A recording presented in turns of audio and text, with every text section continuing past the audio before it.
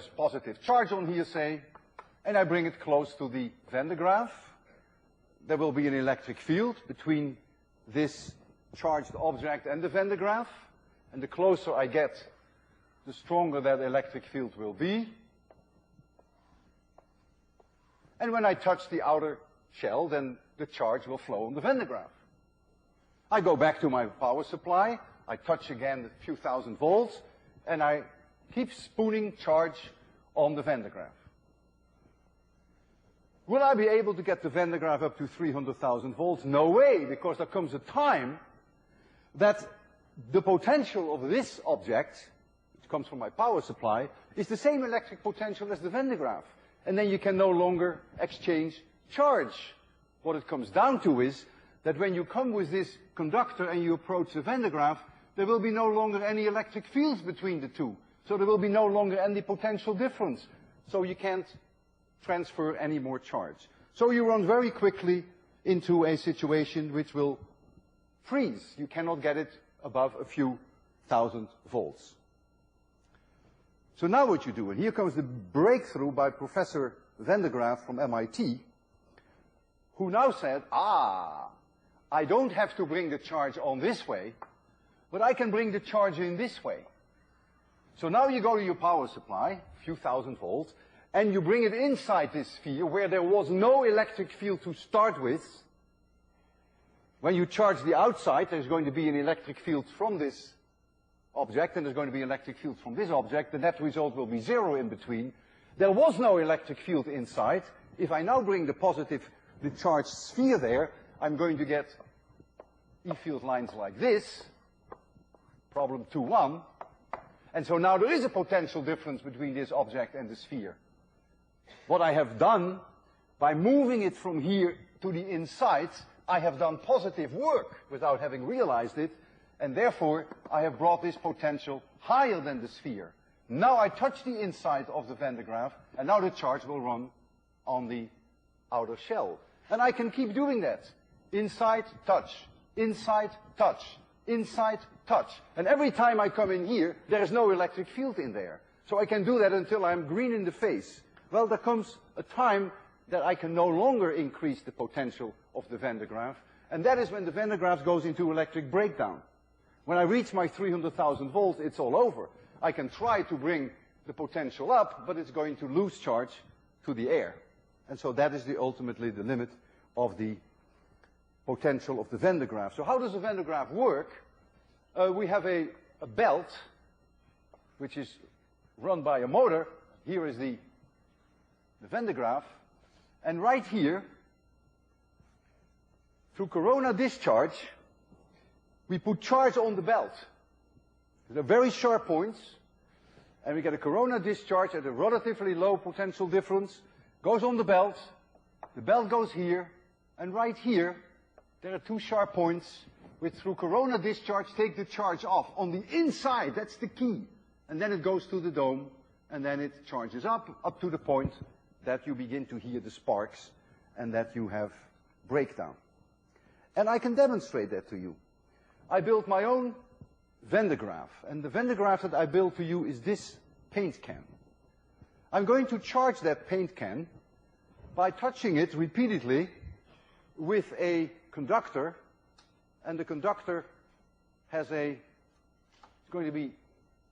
going to touch the conductor with a few thousand volt power supply every time. This is the power supply. Turning it on now. And you're going to see the potential of the Van de Graaff there. That is a very crude measure for the potential on the Van de Graaff, but very crudely, when it reads a 1, I have about 10,000 volts. This is the probe that I'm using for that. A 2 reads 20,000 volts. My power supply is only a few thousand volts. But that's not very good. Well, I will first start charging it on the outside to demonstrate to you that I very quickly run into the wall that I just described. That if they have the same potential, then I can no longer transfer charge. But then I'm going to change my tactics, and then I go inside.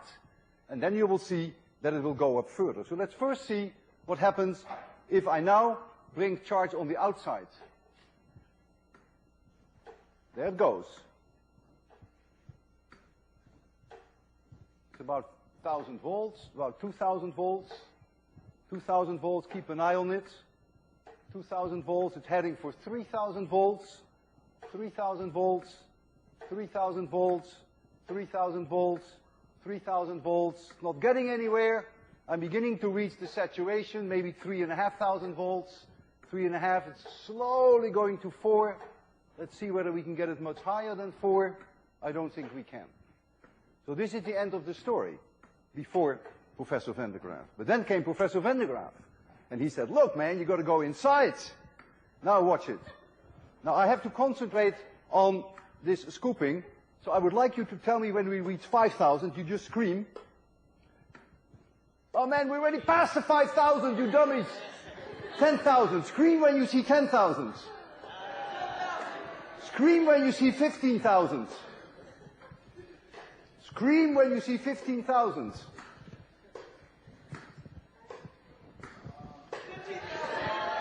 Very good. Keep an eye on it. Tell me when you see 20,000.